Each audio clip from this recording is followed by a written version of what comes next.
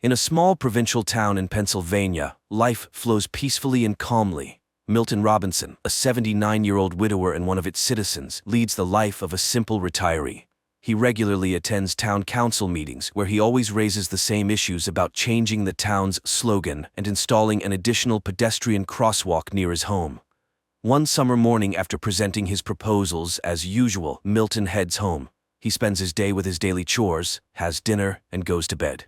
In the morning, he waters his azaleas and feeds the birds. Later, his adult daughter Denise comes to help him with his monthly bills. There's no news from his elder son Tim, as he lives far away and rarely calls. After finishing their business, Denise goes to the restroom and finds a jar of peas there. She's concerned about her father's well-being, and even though Milton assures her he's fine, she suggests he see a neurologist for a checkup. After all, the man is quite old, and forgetfulness could be a sign of approaching dementia. However, Milton vehemently opposes seeing any doctors.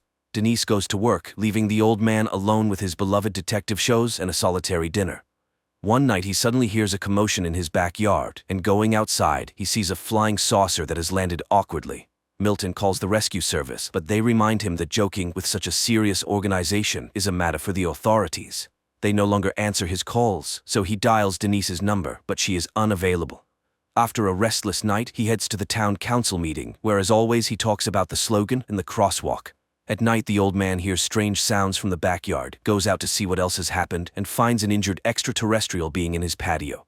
Once again, he tries to reach his daughter, but Denise, as always, is unreachable.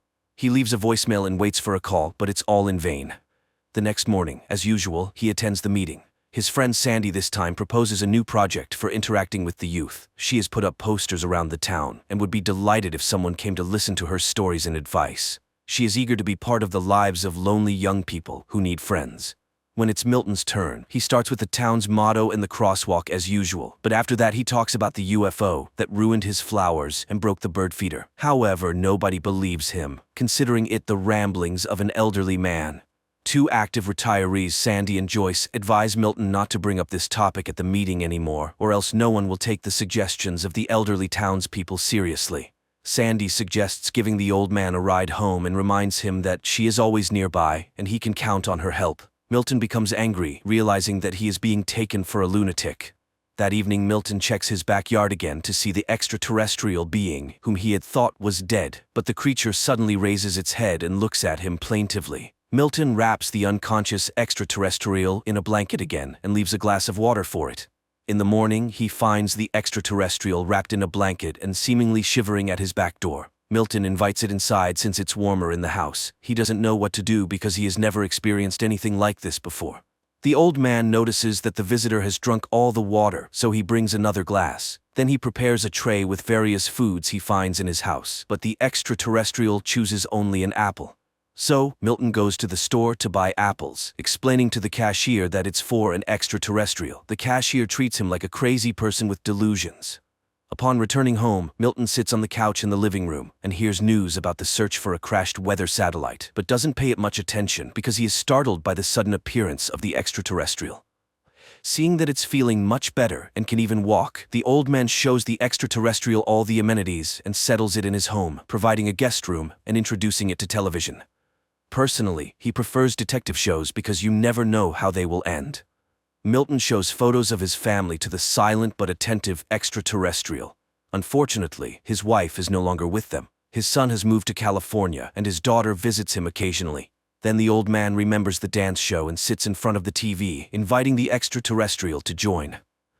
On that day, the store clerk tells Denise about her father's strange statements about the extraterrestrial, and she goes to visit him during her lunch break. Milton meets her at the door, and as always, she insists on him seeing a doctor because she is very concerned about his mental health. Milton reluctantly agrees. Denise rushes off, and as soon as she leaves, the phone rings.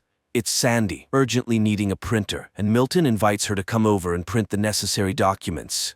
The woman arrives, and upon entering, sees the extraterrestrial. Milton introduces them to each other and shows the crash site. The woman is shocked, but tells Milton that they must keep this a secret for his own safety. She mentions how she has seen on TV how authorities treat poor extraterrestrials, and he shouldn't let anyone into his home except her. Sandy leaves, but Joyce has already noticed her car outside Milton's house and becomes curious about what's happening. Meanwhile, on TV, calls continue for the population to search for the crashed satellite. Time passes, and the extraterrestrial continues to stay in Milton's house, watching his favorite shows together. One morning, it brings Milton a piece of paper with a drawing of a cat on it. This touches Milton's heart, as the little one has drawn him a picture. He finds the extraterrestrial working on repairing its spaceship, apparently having fully recovered and getting ready to go back home. Soon, Milton visits a neurologist and undergoes tests, making some frustrating mistakes in some of them. During this time, Sandy stays with the extraterrestrial and complains to it about her daughter, who moved to the West Coast and lives with her friend. She is very upset that her daughter doesn't visit and doesn't bring her only grandchild. Meanwhile, the doctor, upon learning about Milton's forgetfulness and his stories about extraterrestrials, concludes that his abilities are deteriorating rapidly and suggests considering outside assistance for him. This greatly upsets Milton, and he angrily leaves after shouting at his daughter. Sandy, setting aside the children's book she was reading to the extraterrestrial, tries to ask questions, but the old man goes to his room. Later, he finds the extraterrestrial by its spaceship and complains about his daughter, who wants to put him in a nursing home. He hasn't been in touch with his son, and it seems he was a bad father. The extraterrestrial listens very attentively to the old man, putting down its tools. After this, Milton leaves a voicemail for his son, telling him about his life and Denise's affairs, hoping that he will find it interesting. The next day, Sandy brings a t-shirt for the extraterrestrial as she thinks it's uncomfortable for it to be naked. She also suggests giving it a name, Jules. Milton gets irritated by what he considers silly suggestions but eventually agrees with his friend. Meanwhile, Joyce, upon hearing about the government's offer of a reward for information about the crashed satellite, goes to Milton's house and, looking through the window, sees the extraterrestrial. Now she is also in on Milton's secret and suggests naming the extraterrestrial Harry. Sandy suggests to Milton that he should acknowledge the fact that Joyce is joining their group, even though he's ready to kill the overly curious lady. Then she shows pictures of cats that Jules has drawn for him. Joyce speculates that Jules is trying to communicate something to the old man since all the drawings are of cats. However, Milton refuses to believe it. Meanwhile, the government receives numerous calls about various anomalies. One day, a woman complains about a man who spends hours staring at his rocket in the yard. FBI agents go to the given address but find a homemade rocket and a happy man next to it. At the same time, Joyce visits Milton to spend time with the extraterrestrial. She also gives it a t-shirt and offers it apples. During this time, Sandy receives a call from a young man who was interested in her posters. He comes to her house and the joyful woman invites him for tea. While Joyce talks to the extraterrestrial about her life in the big city, where she even performed in concerts because she sang well, Sandy engages in conversation with the guest and Joyce suggests singing for the extraterrestrial. While she does that, the young man asks for permission to use Sandy's restroom, but when she follows him upstairs, she sees him stealing her jewelry. After she threatens to call the police, the man attacks her and tries to strangle her. However, the extraterrestrial has a vision of the events and telepathically makes the man's head explode. This raises suspicions at the FBI, who are conducting the search for the crashed spaceship.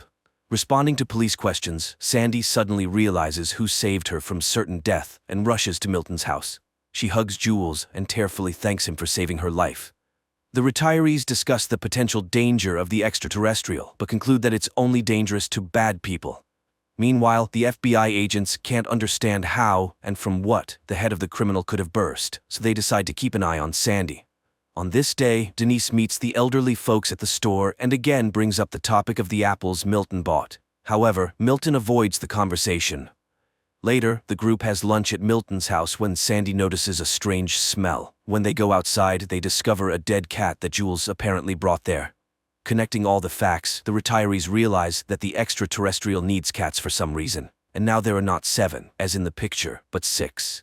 Milton calls Denise, hoping to find out where she disposes of the deceased cats in her clinic, which frightens her completely.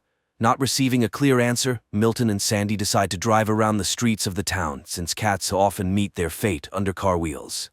On the road, Milton inquires about Sandy's husband's illness, which eventually led to his passing, and she talks about being left alone. She starts asking questions, reassuring that life must go on. However, at this point, Milton asks her to stop the car, and the FBI agents become witnesses as the elderly couple loads a deceased cat into the trunk. That day, they find 2 more cats, and Joyce promises to find the rest. Meanwhile, FBI agents eavesdrop on the private conversations of Milton's close ones and hear Denise telling her brother about her father's eccentricities. At this moment, Joyce brings 3 more cats she found in different parts of the town. Only one is missing. Just then, agents knock on the door, but the elderly folks hide and don't open it. The men eventually leave, and the people realize they need to act quickly. And then, Milton remembers Joyce's deaf, blind, and non-mobile cat. Offended, she leaves, but Sandy catches up with her and apologizes for Milton's bluntness. Joyce admits that he's right. It's long past time to end the suffering of the cat. She brings the animal, and the extraterrestrial puts it to eternal sleep. Then it covers the remains with some material, and they start to merge into a single object. In the end, a glowing object appears in front of the group, which serves as fuel for Jules's spaceship. The saucer lifts off into the air and moves to the center of the yard, which is instantly detected by the FBI's instruments. The retirees understand that the time for farewell has come. Joyce gives Jules a souvenir globe with a view of the city inside. Sandy gives him a sweater she knitted, and Milton gives him his driver's license with a photo. But the extraterrestrial suddenly makes an inviting gesture, clearly offering them to join, and Milton suddenly decides to accept the invitation. But then the phone rings in the house, and picking up the receiver he hears Denise's voice. She suggests meeting on Saturday. They'll have lunch and then she'll give him a haircut because they've been arguing, and that's not right. At that moment, agents knock on the door. Milton rushes into the yard, and they only manage to see the departing saucer, where 3 Earthlings joined in the last moment. The ship lands not far from the town to safely disembark the elderly and bid them a peaceful farewell. Milton hugs the extraterrestrial and thanks it for the invitation to travel together, but he can't leave his home and loved ones behind. Jules enters the spaceship and flies away while the elderly folks wave goodbye to him. Time passes. Milton continues to live in his home, visited by Sandy and Joyce. The elderly often reminisce about Jules' Harry and hope that he hasn't forgotten them either. And one night, Milton's yard is illuminated by a bright light, and the old man realizes that he has guests. A light, heartwarming, and slightly melancholic film about the fading of human life. It's good that amid the plethora of recently produced nonsense, there are still such heartfelt and warm movies in which an extraterrestrial is not a villain who came to Earth to conquer it, but rather a cute and understanding silent being with expressive eyes.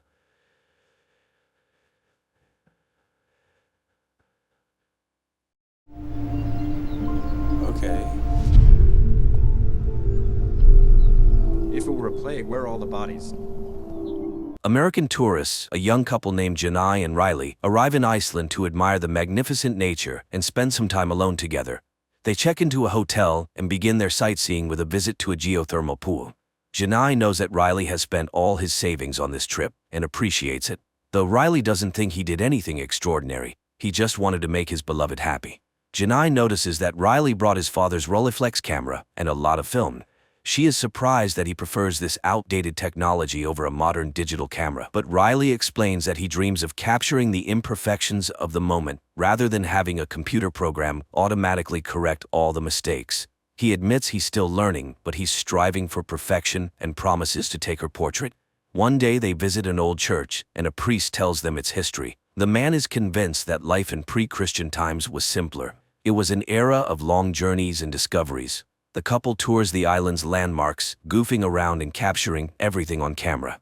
Later, Janai tells Riley that her father is a preacher, although his church isn't as beautiful. She often visited there and, of course, believes in God. They then explore the waterfalls, and Janai is thrilled by the beauty. They are very happy and consider the trip wonderful. However, at night, Janai can't sleep. It's too bright outside. She looks out the window and sees strange flashes of light in the distance, mistaking them for an exceptionally bright aurora borealis. But exhaustion takes over, and she falls asleep. In the morning, Riley wakes Janai up at 10 a.m., not noticing the date that appeared on his digital watch, 2028. Janai, however, still lives in her own time and finds it hard to wake up. The constant daylight outside is also a challenge for her. Nevertheless, she somehow manages to get out of bed. The couple heads out for breakfast, but it turns out that no one has prepared it. In fact, there's a strange silence and emptiness all around. There's no sign of the staff, nor of other guests. Riley suggests they go to a cafe, and the couple steps outside, but here too the emptiness reigns. There isn't a single passerby, although the traffic lights work perfectly, and the signs above the establishments and shops are brightly lit. They are puzzled. Maybe there's an event in the city today, or a holiday? Riley remembers the solstice, an ancient celebration, and wonders if all the townspeople, young and old, have gone to it. The couple walks down an utterly deserted street, occasionally shouting, but there's no one around, no staff in the shops, and no one responds to their calls. Their personal phone calls also go unanswered. Soon, Riley and Janai enter an empty cafe where Riley notices several working televisions, but every channel shows everything except the news. Janai starts to panic. Riley is equally baffled. If there was a plague, where are the bodies? If aliens are to blame, where is their ship? There are no new emails or posts on the internet, no activity at all. They return to their room, where Janai continues to call her relatives and friends, but all remain silent. The internet works, but there are no updates. Riley launches a world map view, but the same picture is everywhere. Empty cities. He takes Janai outside again. Soon they notice a working car, and without being able to find the owner, they simply take it. The couple drives around the city and eventually reaches the church, but everywhere there is the same silence and emptiness. Then they drive out of the city, but it's the same there. Their parents do not answer the calls. Only answering machines are working everywhere. They continue to speculate about the causes of what happened.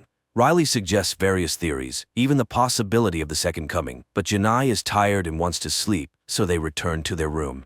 In the morning, Riley suggests making breakfast, but Janai is completely drained and doesn't want to move. She dreams of leaving the island, but how can they do that? And she is also tormented by thoughts of being chosen. Maybe they were needed for something by God. After all, it's impossible to explain what happened otherwise. Riley, on the other hand, believes it's all about a virus, and it's quite possible that the entire population of the island simply fled. Riley tries to remain optimistic. He makes coffee for Janai and then takes her to the store. Filling the trunks of 2 SUVs with groceries, he drives Janai to a house they have chosen. Later, they go to a store and pick out new clothes for themselves. Riley explains that the electricity on the island is powered by geothermal energy, so most likely it will continue to function for a long time until the equipment breaks down. Riley does his best to distract Janai from sad thoughts. They drink at a bar and then play strip games, but in the morning they suffer from hangovers. Janai again talks about being tested, but faith and religion are not the same, and who knows what God has planned. However, for now, this world belongs only to them. They continue to tour the island, and Riley takes pictures of Janai in all the scenic spots. One day they find a geothermal pool and enjoy a bath there. Then they make love and sleep right on the grass. When she wakes up, Janai admires the beauty of the island's nature, while Riley tirelessly photographs her. One day they go to get groceries, and while Janai punches cereal boxes, Riley, riding a shopping cart, falls and injures his arm. In the evening, he invites Janai to a romantic dinner. The couple dresses up and Janai applies makeup, but once they sit at the table, she immediately starts an unpleasant conversation because she can't stop thinking about what happened during the day and pressures Riley to promise not to put himself at risk again. After all, what would happen to her if something happened to him? They are completely alone here and no one can help them. Janai sinks deeper into depression despite Riley's promise to take care of himself. She remembers her home and a book that is very dear to her. Her father once gave it to her, and she turned it into a kind of diary, writing down the events of her life on its blank pages. She even confessed her love for the first time there, and now she dreams of just holding it in her hands. Riley reminds her that they have each other, and they will be able to survive. After all of humanity's achievements are at their disposal. However, time passes, and the food in the stores starts to expire. Janai is very annoyed by Riley's habit of eating perishable foods out of order, as he doesn't think about tomorrow at all. Soon the electricity will run out, which means there will be no more meat. To this, Riley suggests they take up farming and hunting, which only makes Janai laugh. Well, he might shoot a cow, but what will he do with it then? Janai increasingly wanders around the area alone, and one day coming to the church, she asks the figures around it questions. Maybe it's only they who have been thrown out of life, while everyone else is now at home? Why did this happen to her? Seeing Janai's bad mood, Riley tries to cheer her up. They continue to explore the island, as he knows its history quite well and believes that the heart of the earth beats here. But unlike Riley, Janai doesn't feel the specialness of this place. One day he shows her the old remains of a plane he found while exploring the area. Riley calls it beautiful, but Janai sees it only as a reminder of the dead world they now inhabit. It's trash, just like them, and no one will come for them. An angry Janai drives away, but later returns for Riley, who is calmly sleeping in the wreckage of the plane. Now Riley spends more and more time on the empty city streets, photographing everything that seems interesting to him. Then he throws away the film because there's nowhere to develop it. He roams the shops and one day remembers that if the electricity runs out, there will be no water in the house. He collects all the necessary items in a hardware store and takes them home. One day, absent-mindedly entering an elevator, he panics when the doors close. After all, no one will be able to find him if the electricity goes out. Meanwhile, Janai goes to the cinema and cries as memories flood over her. In the meantime, Riley sets up a water collection system with a wind-powered motor in the yard, and Janai finds an abandoned farm and rides a horse. Later, she listens to the voicemails from friends and relatives saved on her phone. Then she takes Riley to a place in the countryside she likes. She is surprised that Riley continues to photograph everything, but he promises that he will find a way to develop the film.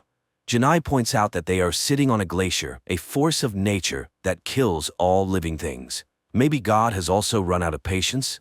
Later they return to the city, and while Riley is busy with his tasks, Janai finds a photographer's studio. One day they enter a flower shop, and Janai is very upset to find that all the plants have long died. Realizing that Janai is depressed by the decaying city, Riley suggests they go camping. He persuades her that it's time to find a place where they can live in comfort and plenty. Soon Riley notices a house by the lake that seems suitable. The couple goes inside, and even Janai has to admit that the place is very beautiful. However, while exploring the area, they stumble upon an old man named Niels, who is very weak from lack of food. The couple gladly shares their supplies with him. Niels is shocked that there are no other survivors and believes that the end of the world has come. When it all happened, he was also in the city but returned to his home, where he once left his family. Janai, who was very happy to find another survivor, is deeply upset by Niels's defeatist attitude. The old man tells her about his family life. In his youth, he would leave his family for long periods to earn money by fishing. When he returned, he found that they had changed. His son had grown up, and his wife had fallen out of love with him because he was always away. He accepts God's will because it's people who live in the world he created, not the other way round. And he advises Janai not to give up, for she is human and therefore must fight. Although if there is some divine plan, humanity has failed to fulfill it. The next morning, Riley informs Janai that Niels has died. Janai is shocked by this. Riley says he found a cemetery by the lake where he chose a spot next to Niels's family, but Janai isn't sure that these people missed the man during his life and would be glad to see him now.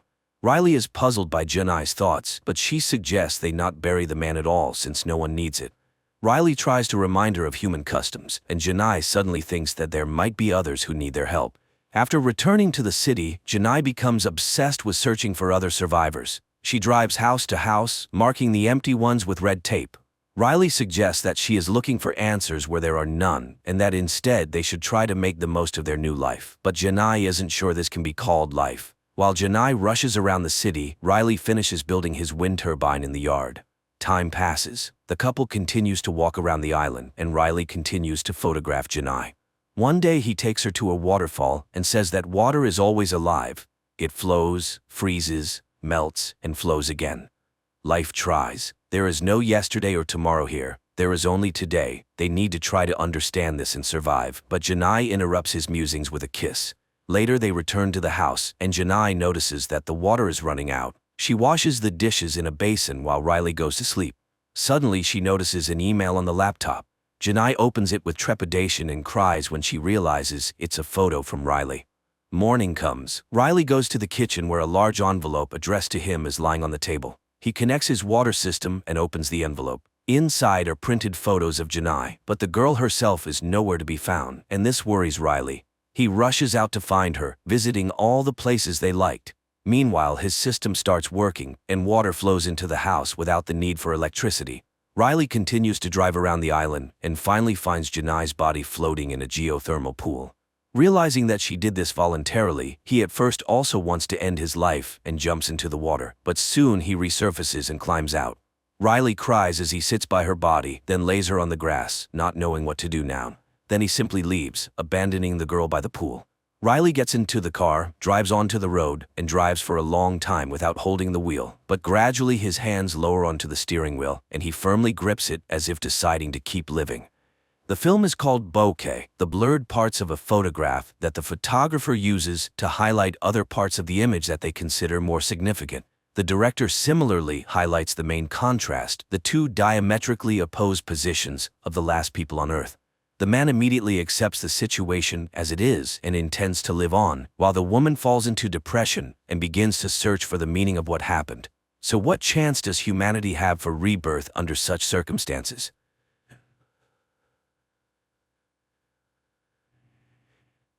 Hello everyone! Today we're going to be talking about a science fiction film called Inuyashiki. Be ready for some spoilers ahead.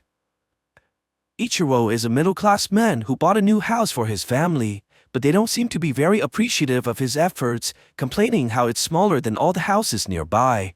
The father bought sushi for the family to celebrate, but they don't want any takeouts and instead goes to a restaurant without their old man.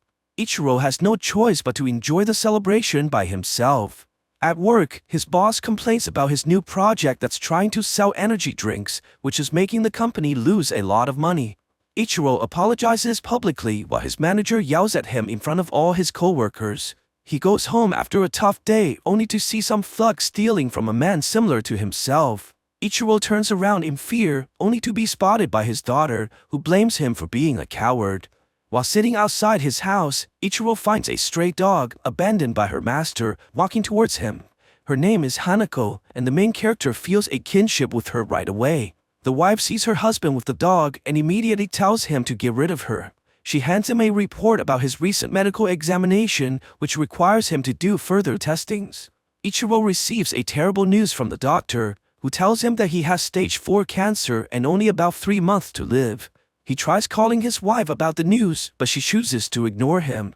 Ichiro calls his daughter, but she also ignores his phone call. At dinner time, he tries telling his family about his medical condition, but they're too engulfed in themselves and continues to blame the father for every little mishap. The wife demands her husband to get rid of the dog while paying no attention to the pain in her husband's eyes. Ichiro walks his pet out into the streets and wonders if his family will even cry for him after hearing the terrible news. He apologizes to Hanako and tries to leave her behind, but she continues to follow him everywhere he goes. After failing to leave his loyal companion, Ichiro realizes that Hanako is the only thing in this world that cares about him and apologizes profusely for abandoning his friend. He sees another man named Hiro contemplating while sitting in the park, and both of them look up as they see a bright light heading this way. An object hits them with blinding speed, and Ichiro loses consciousness while strange creatures surround him as Hanako barks continuously. He wakes up in the morning, finding his dog beside him, and surprisingly, he somehow regained perfect vision without his glasses. Ichiro goes home for breakfast, only to find that he cannot taste any of the food and feels extremely thirsty while drinking water from the fountain. He goes to his room, only to see that smoke is coming out from his left hand. It then turns into a large rifle and shoots what appears to be the soup he drank from earlier. His whole body begins transforming and opening everywhere, showing mechanical parts underneath the skin. Ichiro manages to pull himself together as his wife walks into the room. It turns out that Ichiro's daughter, Mary, goes to the same class as Hiro, the man who was with Ichiro last night. He goes to his friend, Choco, and decides to show him the power he obtained from the encounter last night by shooting a bird from the distance with his fingers. Hiro then takes his friend to an underground parking where he demonstrates the ability to control cars with his mind and proceeds to reveal his mechanical body from underneath. At the same time, Ichiro leaves work and sees an injured pigeon on the floor. He holds the animal in compassion and surprisingly is able to heal it to full health and sends it flying again. He hears another voice of suffering from afar and quickly arrives to the hospital where a boy is close to dying from a terminal illness. Ichiro puts his hand on the boy and manages to bring him back to health, just like the pigeon. Seeing the mother reunite with her son, he goes off in happiness, knowing that he saved someone's life. On the other side, Hiro brings his friend to the bullies and demands that they apologize and give back the money they took. He grabs onto the bully's arm and hurts him until he gets exactly what he wants. Hiro points his finger towards the man, and just before he kills, Choco stops him, telling him it's enough. His apparent bravery catches the attention of a girl named Shion, who confesses to him in the hallway. Hiro thanks her for the compliments and walks away with a smile. We learn that his mother is divorced because Hiro's father left her for another woman. Even though she was betrayed by her ex-husband, she still shows care for his health and wants Hiro to spend time with his father. He goes to their house and spends time eating dinner with their family, but you can see that their happiness only infuriates Hiro from within, as he believes that it was stolen from his mother.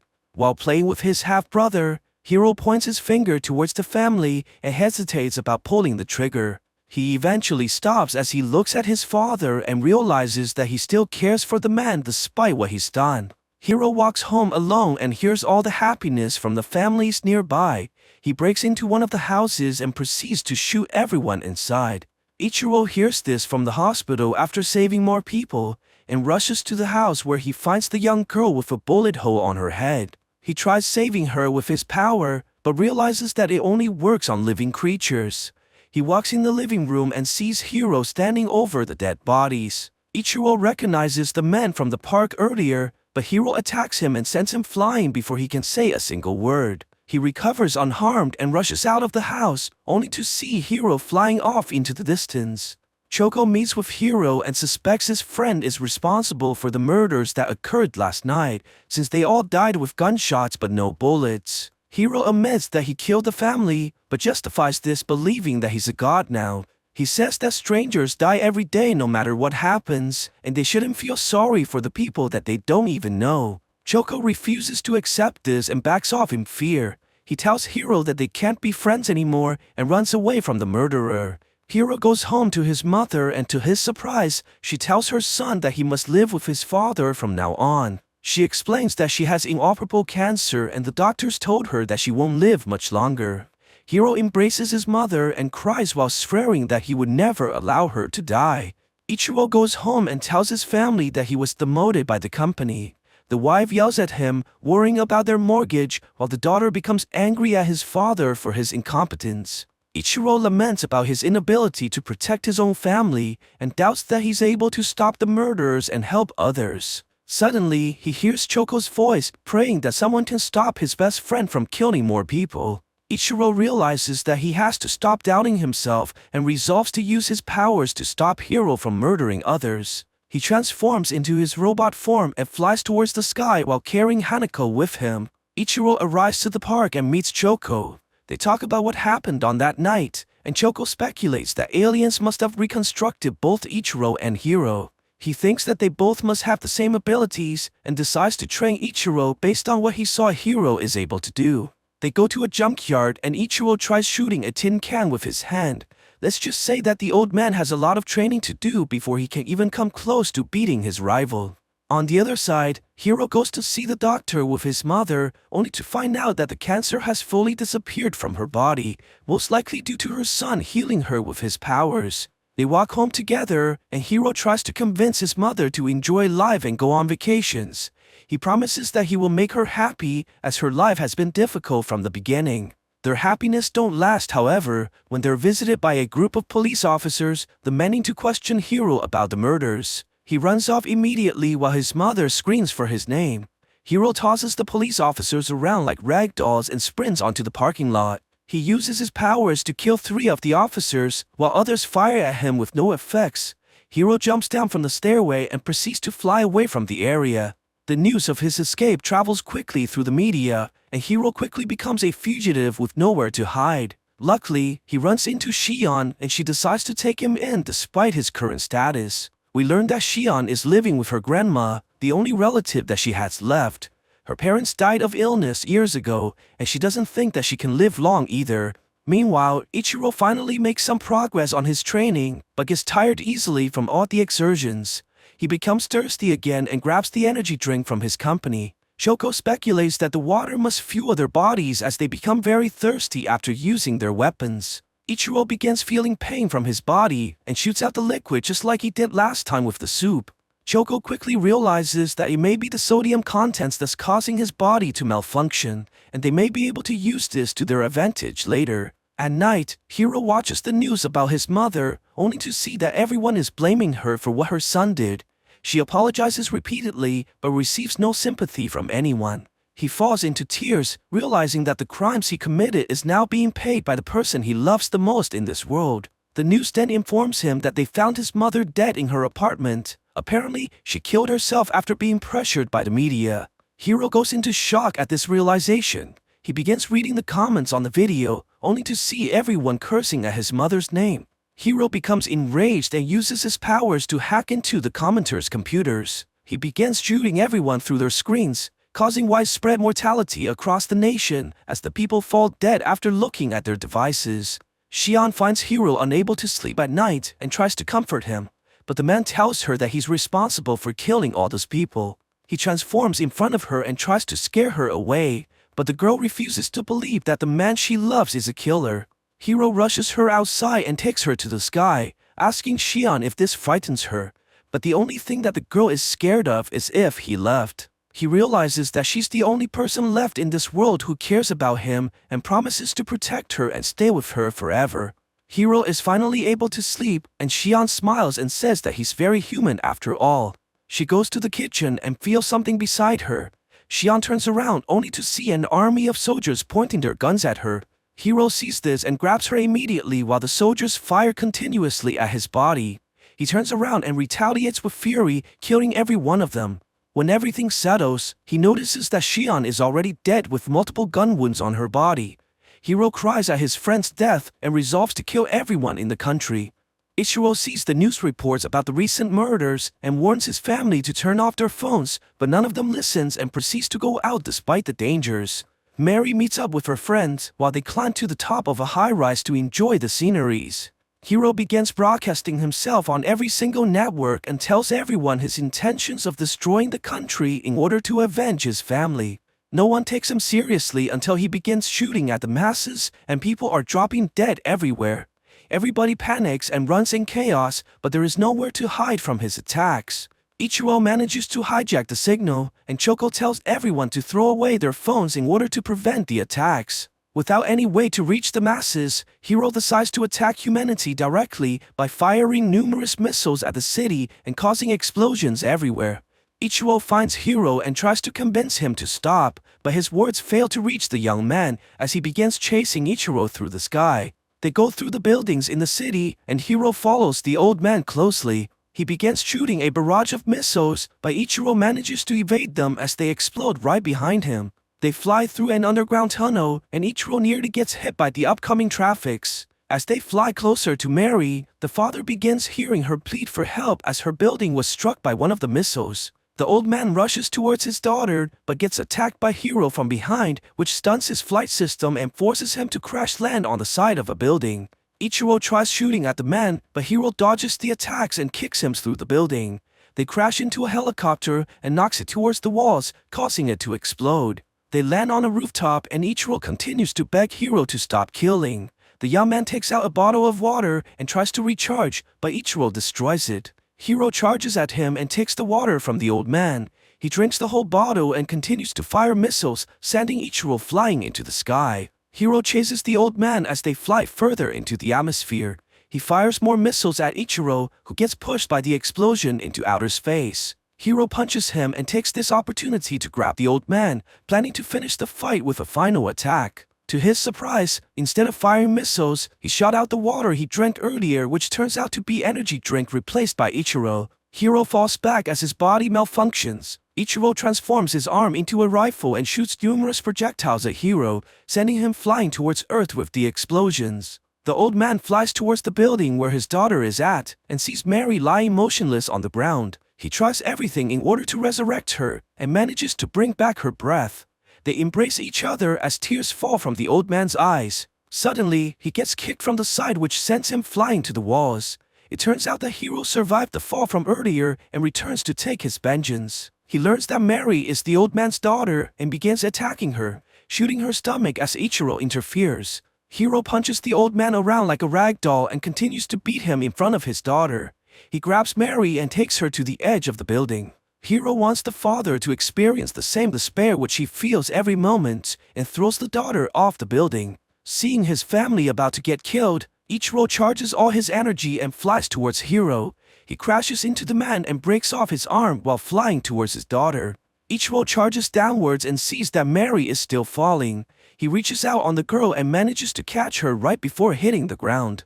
Mary wakes up after being healed by her father and realizes that her old man is a superhero. She sees him fly off as he rushes to save as many people as he could.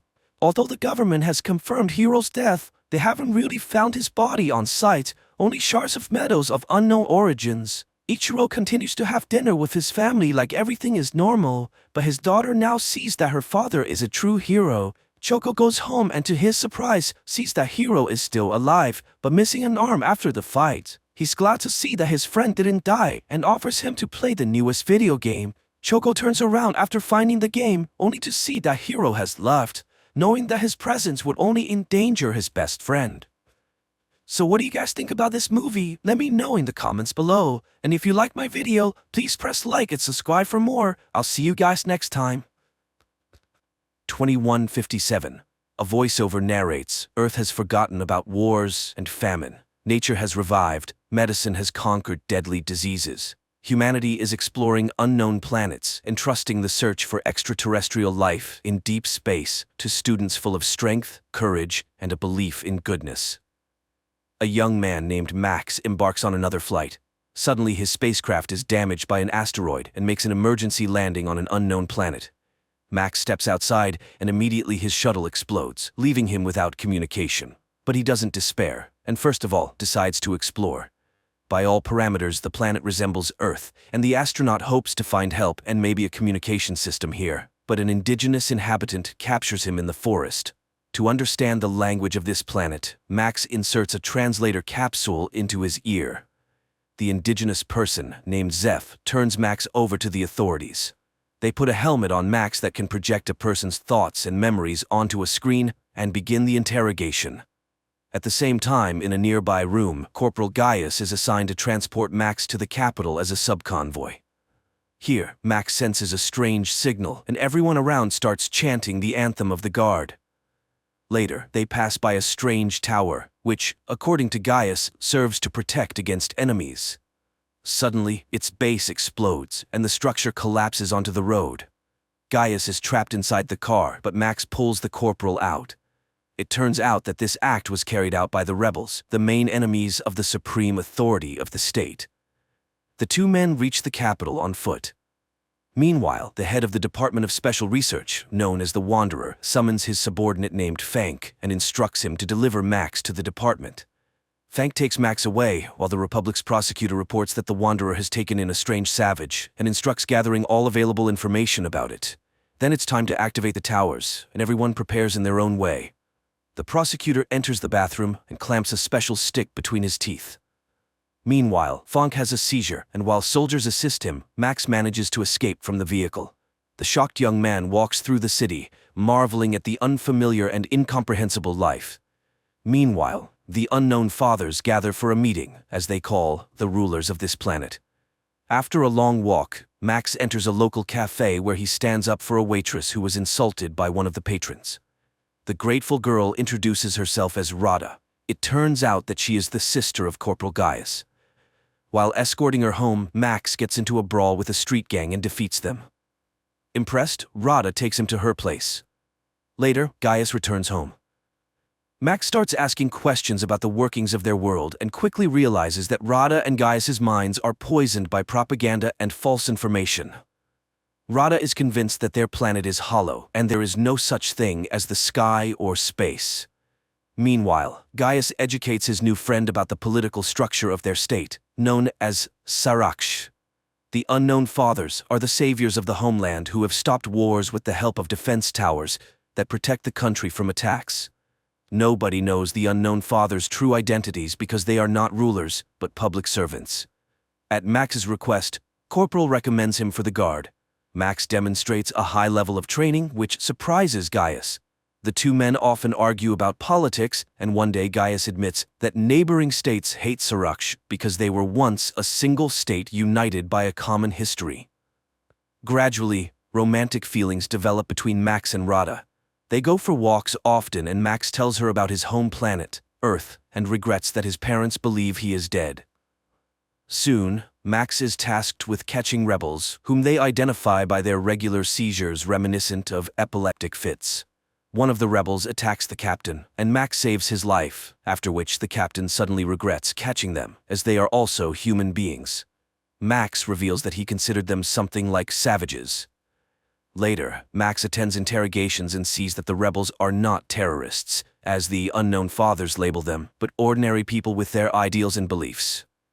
Max cannot come to terms with the cruelty of the interrogations and simply cannot believe that someone is paying the rebels to hate the government. Meanwhile, Fank reports to the Wanderer that he has found the savage, while Gaius and Max are summoned to the captain of the guard, who orders Max to execute the arrested rebels. Max leads the condemned to the execution site in the forest, but soon he returns to the commanding officer, drops his gear and weapons, as he has released the arrested rebels and walks away. Max begins to speak about the real and just order of the world that exists on Earth. In response, the captain shoots Max, and Gaius is ordered to write a report about the transfer. Meanwhile, the unknown fathers are discussing an attack on neighboring states. The prosecutor advocates for starting a war, and the chief father orders them to come up with a pretext, such as an attack on a tower. During this time, Max's body is recovered by the rebels. Among them is a doctor who is astonished because, according to all the rules, Max should have died. He reveals that the unknown fathers are a group of conspirators who have seized power and eliminated dissenters, thus diverting the population's attention from poverty and corruption. The towers are transmitters of special radiation that hypnotizes the impoverished people, although most of them do not notice it. The minority, which includes the rebels, experiences excruciating pain. The transmitters are activated twice a day across the country, causing people to go insane and die. Max is recognized as one of their own and taken for an operation to sabotage the tower, organized by the prosecutor through a traitor. Amid gunfire, Max makes his way to the transmitter and detonates it. However, the rebel squad perishes. Max seeks refuge in Rada's apartment, where he reveals everything he has learned about the towers. Gaius does not believe this and suggests that Max should return to his home and take Rada with him. But at that moment, the guards storm the apartment and arrest the men. Max is incarcerated in a prison, where he is recognized by the indigenous Zeph, who is also a rebel. Max tells Zeph about the tower's destruction and the loss of the rebel squad. Meanwhile, the Wanderer asks the prosecutor to hand over Max to him. The prosecutor, however, requests in return to halt the development of more precise transmitters, as he fears that his secret will be revealed since his reaction to the radiation is similar to that of the rebels, meaning he is also a dissenter. Later, Max and other death row inmates are sent to clear the southern borders of the remaining war robots. During this time, the prosecutor learns that Max is immune to the emitters.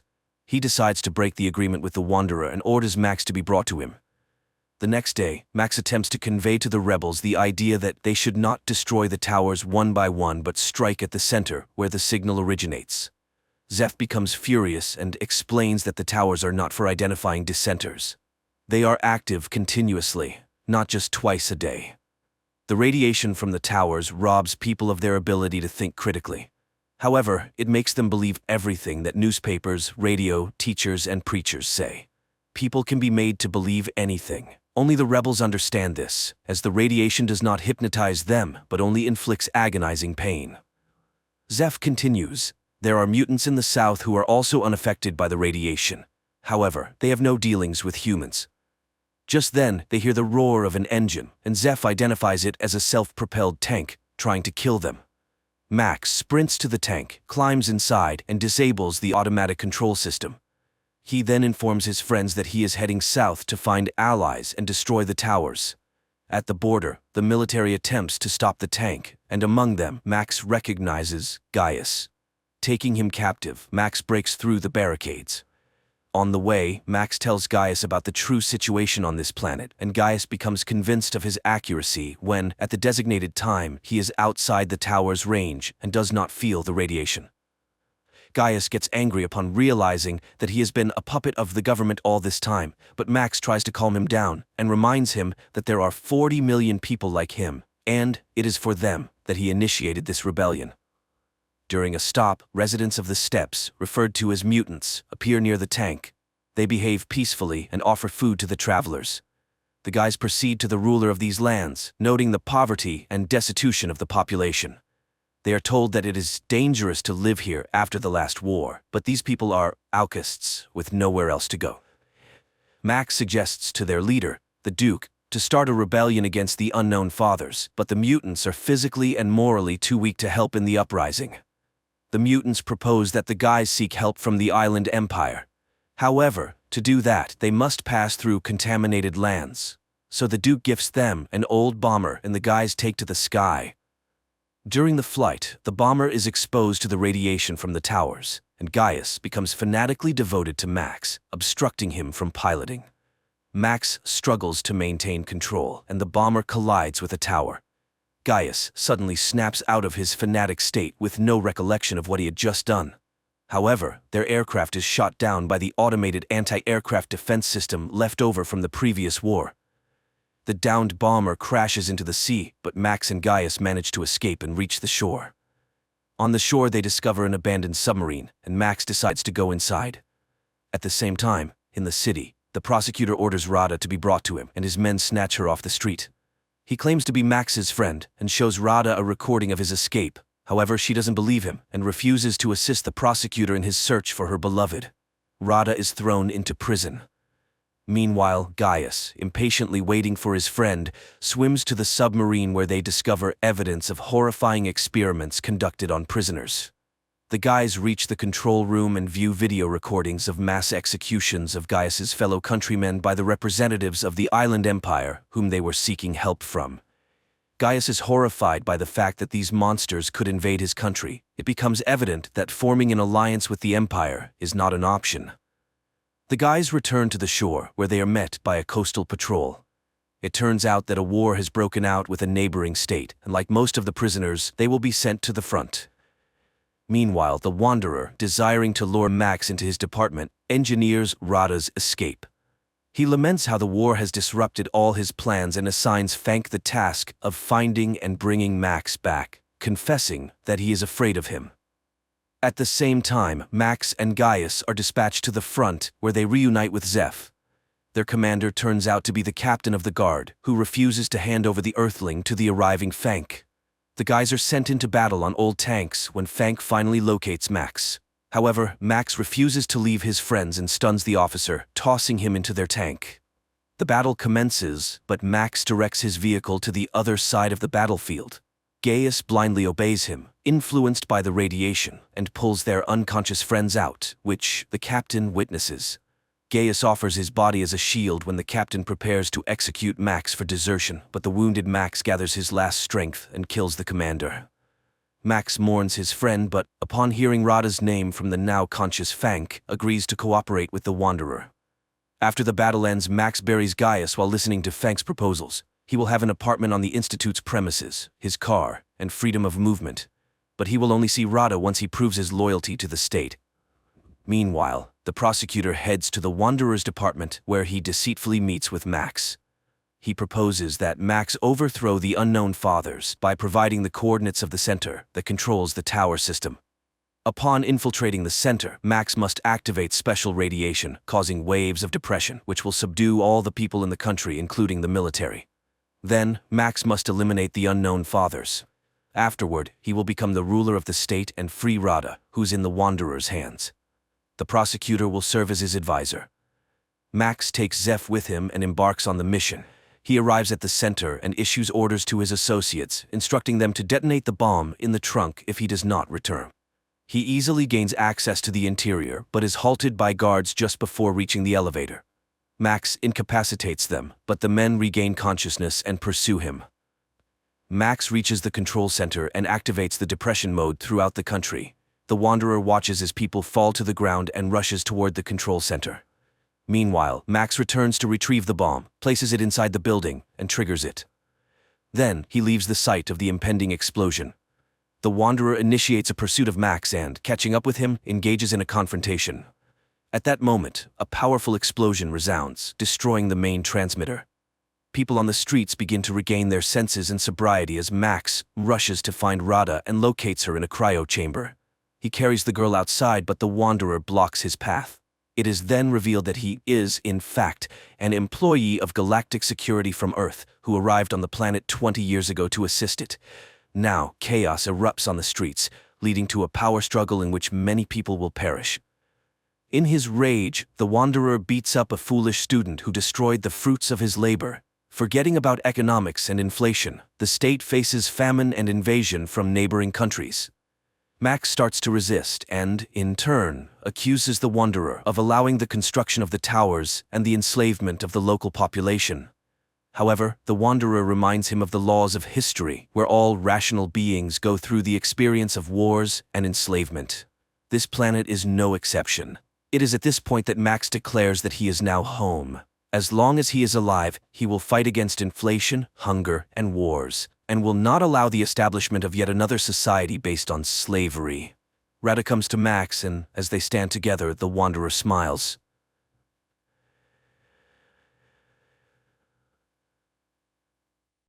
A man named Kevin suddenly comes to in some alleyway. His face is battered, he doesn't remember how or when he got here, and how long he's been unconscious. Suddenly, he sees a stranger in front of him who introduces himself as Benefactor. The new acquaintance claims he can help him and offers the man a job. Kevin refuses, remembering he needs to go home to his wife. Then Benefactor explains that no accident occurred in this world. Calling the police is futile, and they have met far from the first time, because Kevin has shifted to another reality. Benefactor leads the man to a cafe, where it seems everyone knows him. Waitress Tina escorts them to the chosen table, although she cannot hide her fear. After a tense conversation at the table, Kevin realizes that Benefactor is actually Satan. The devil mocks Kevin's faith in God, proposing to discuss his marriage when Tina brings the ordered dish. Benefactor orders her to sit next to them, forces her to eat a piece of food, though she is trembling, and continues the conversation about Kevin's wife, Molly, with whom he had argued in the morning over paying bills. The man doesn't remember this, so Benefactor clarifies that an incident looks different from different sides, because for every choice made by a person, there are countless realities where the choice was different. A choice generates endless possibilities, and therefore realities. And everything a person can imagine in their mind exists somewhere and sometime. Therefore, there is a force that can transfer people between realities, swap people with doppelgangers from another planet Earth, shuffle them. That's precisely what Benefactor does. He has already replaced Kevin's wife, Molly, multiple times. The first time was when Kevin gave her a silly pendant, which Molly's copy threw away. Kevin doesn't believe this nonsense and demands proof. Then Benefactor offers to shift someone. For instance, Tina. Benefactor adjusts some device on his wrist while Tina starts to cry, apparently genuinely frightened. Looking back, Kevin sees her weeping parents and regrets subjecting them to such an ordeal. And when he screams for Benefactor to stop, the girl disappears. The devil explains that she ended up in a world where her parents never met, and thus she was never created. So now the poor girl is in a psychiatric clinic. Kevin doesn't understand why Satan needs him, and he admits he's ready to offer the man anything he wants, provided he becomes one of his shifters, people who have sold their souls and transfer others to alternative universes. Other Kevins made their choice, so only he remains. In desperation, Kevin begins to pray silently for God's help. Benefactor furiously screams, claiming he is undoubtedly better than God, and he will never leave Kevin alone. And the more furiously Benefactor curses, the more fervently Kevin prays until suddenly Satan disappears, leaving Kevin in this reality. Horrified at what he has just done, Kevin apologizes to Tina's family and leaves. But stepping outside, he finds the world has changed. Police and strange masks are everywhere, and there are bans on virtually everything. 5 years later, Kevin is still in this reality, where most of the planet is destroyed by a constant war, after which the shifters came. At first they operated secretly, moving between alternative universes and expelling everyone who was inconvenient to the totalitarian regime. Billions of people disappeared, but then came Benefactor, who took away people's hope and faith. This is where he wanted to recruit helpers until Kevin arrived. It was after that illegal prayer that he was declared wanted as Kevin, who refused to work for the devil. After that, Benefactor tried 7 times to make him accept the offered terms, but Kevin consistently refused, enduring physical torments for it. Kevin bandages his numerous abrasions, listening to the Vika Theater advertisement, where anyone can see their doppelganger from another reality, and pondering rumors that the shifters have left this world. No one knows who the shifters are, as they freely walk between worlds and can take any appearance. Kevin's great desire was to obtain their devices for moving between universes, which they wore on their wrists, because then he would have the opportunity to return to his own world. Meanwhile, he goes to work, where he has only one friend, Gabriel. After work, the man goes to the city gray slums, where the majority of the population lives. people here have nothing, not even hope. Kevin tries to do what he can and help whomever he can. The Holy Scripture is banned, but Kevin memorizes as much of the Bible as possible and distributes it through his friend Gabriel. And he constantly remembers his wife and the birth of his son. But all happy dreams about them end in a nightmare. One day, Gabriel wonders if it was worth expelling benefactor like that, if Kevin never received any divine assistance. Maybe there was never a God. Kevin reminds him of the scripture pages, but he doesn't believe in the possibility of a coming. After such a conversation, Kevin goes to the Vika Theater, whose owner he knows. Russo has been unsuccessfully searching for his lost cat for a long time and is not very happy about the man's arrival, but still allows him to participate in the session. People used to simply want to see themselves happy and came here to forget the bad, but now everyone orders a reality for viewing where they are humiliated and beaten even more than in real life on this planet. Russo doesn't control the visions, he just turns on the equipment. This time he hands Kevin the remote, warning him that his visions are limited by the number of his doppelgangers, and the man starts the session, hoping to see his Molly. He sees himself as a gangster, then a lover, a prisoner, an alcoholic, and suddenly Molly appears on the screen. Kevin jumps up and the session immediately ends. Russo doesn't believe he managed to find his wife, but he still sets a new session time. The man leaves and finds himself in a crowd restrained by police. It turns out, after a long absence, Benefactor has arrived in this world, and the police are shooting everyone without trial who causes disturbances. Gabriel pulls his friend from under fire, and the pair hides in an abandoned house. In the evening, Kevin goes to the store and suddenly remembers how their son disappeared when they went shopping and got distracted talking to friends. The child wandered off and vanished without a trace. Their family couldn't withstand this blow, they started to argue, and Molly became addicted to alcohol. That's when he gave her the medallion with the resurrection symbol, but Molly threw it away. The man runs away and meets his neighbor, who invites him over, introducing him to his wife and 2 daughters.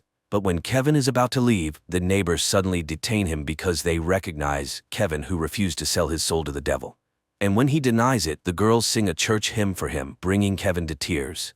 The neighbors want to know anything about God, and the man recounts to them the parable of Job. Suddenly an alarm sounds, and turning on the TV, people learn about Benefactor's arrival for another recruitment of Kevin. Citizens selected for this mission must arrive at a specified place under threat of death. In the morning, Kevin goes to Russo's Vika Theater again. Russo is frightened by Benefactor's return and lets the man in very reluctantly. Russo is upset. His cat has been missing for 4 years, and he thinks she will never return, although hope still flickers. Kevin sits in the chair and summons visions, and suddenly he sees Molly again. But in this world, she lives with her mother and a little daughter, and on her chest hangs a pendant with the resurrection symbol. Kevin realizes that this is his real Molly, but Russo doesn't know how to find her, especially since Kevin doesn't have a device for moving between universes. Then the man goes to Gabriel and acquires illegal firearms from him, intending to force Benefactor to return him to his former life in the old reality. The next day he sees Benefactor recruiting another newbie in a cafe, but the street is cordoned off and it's impossible to get closer. Waiting until the police are distracted by a fight, Kevin runs into the cafe, but upon bursting inside, he finds himself in his room. He doesn't understand what happened and goes outside, but immediately armed police confront him and the guy returns to his room. He tries a few more times to get to the cafe, but they open fire on him. In despair, Kevin throws away the gun and turns to God, but instead, Benefactor and Gabriel, who denies knowing Kevin, appear in the room. Satan mocks the foolish man who entrusts his writings to some coward. Kevin is still waiting for the coming, but he is not needed by God, and he will never come to him. So he can live well only by coming to Benefactor. Satan also refuses to talk about Kevin's missing son and admits that among all the doppelgangers, only he refused to cooperate. Outside, a scream is heard, and dashing out the door, Kevin sees a police officer shooting his neighbor. Then they open fire on his room. Kevin falls, dropping Gabriel, but the friend is already dead. And then Kevin sees on his hand the device for moving between universes and realizes that he has been one of Benefactor's minions all this time. He removes the device and instantly shifts to another reality, but around him is a desert. Kevin activates the device again and falls into a lake, emerging from which he again realizes that this is not his world. And again, he activates the device. In one of the realities, he ends up in a psychiatric clinic where several shifters with Gabriel's face greet him. He tries to run away from them, but they open fire. Kevin hides, and in one of the rooms, he suddenly sees Tina, who recognizes the man and asks to be returned home to her family. He activates the device for moving again and finds himself in the home of his doppelganger, who accepted Benefactor's offer. Recognizing Kevin, who refused to sell his soul, the doppelganger points a gun at him and tries to take the device, but Kevin manages to shift back to his bullet-riddled apartment. Kevin sees his neighbor being taken away by an ambulance as passers-by recognize him. The man has to run to Russo's Vika Theater. He sits in the chair, finds Molly, and enters the coordinates of her reality into his device. And immediately he finds himself in a large store where his wife is walking with friends. He cries from happiness at seeing her, but the woman reminds him that the collapse of their marriage was initiated by him. She has found someone else and is happy. Then he sees his pendant and admits that he believes in the possibility of restoring their past relationship. Suddenly, Benefactor returns Kevin to the totalitarian universe in Russo's Vika Theater, and right there next to him is Tina. Satan shows Kevin Molly crying after their meeting and reminds him that he can still bring her back. But in the corner, a broken Tina is weeping, and only Kevin can decide whom and where to return. Benefactor delivers a speech about God, who always lies, promising but fulfilling nothing and allowing such terrible things to be done to people. And suddenly Russo hears the meowing of his cat. She has indeed returned. Kevin laughs at this and remembers all the good that exists in this world, and he decides to give Tina back her life, foregoing personal happiness. Tina's parents embrace their newly found daughter, and Benefactor grabs a gun and points it at Kevin, but as soon as Kevin forgoes personal temptations, that is, frees himself from the shackles of Satan, who eternally tempts people, he is instantly transferred to a reality where Molly is a nurse and a single mother whom he had seen before. He strikes up a conversation, repeating their first meeting, and they fall in love and marry again. He accepts her daughter as his own and later plays with their newborn son. In the epilogue, Kevin says that although this is not his universe, it is now his home, where he has received twice as much as he lost. Inexpensive, but well-written, directed and acted science fiction that turns out to be more of a mystical drama with a religious message. The film is full of allusions to the Bible and direct quotes from the Book of Job, and the conclusion is made in the spirit of this parable. But who said that hope is a bad thing?